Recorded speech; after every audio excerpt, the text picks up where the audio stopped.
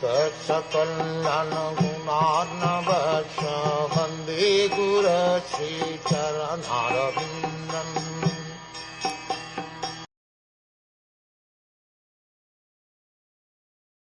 Although Dhruva Maharaj was a small boy, he wanted to offer prayers to the Supreme Personality of Godhead in suitable language. But because he was inexperienced, he could not adjust himself immediately. The Supreme Personality of Godhead, being situated in everyone's heart, could understand Dhruva Maharaj's awkward position. Out of his causeless mercy, he touched his conch shell to the forehead of Dhruva Maharaja, who stood before him with folded hands.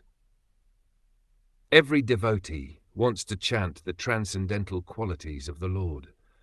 Devotees are always interested in hearing about the Lord's transcendental qualities, and they are always eager to glorify these qualities, but sometimes they feel inconvenienced by humbleness. The personality of Godhead, being situated in everyone's heart, specifically gives a devotee intelligence to describe him. It is therefore understood that when a devotee writes or speaks about the Supreme Personality of Godhead, his words are dictated by the Lord from within. This is confirmed in Bhagavad Gita, 10th chapter.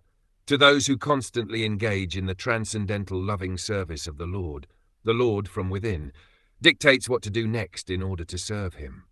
When Dhruva Maharaj felt hesitant, not knowing how to describe the Lord for want of sufficient experience, the Lord, out of his causeless mercy, touched his conch shell to Dhruva's forehead, and he was transcendentally inspired.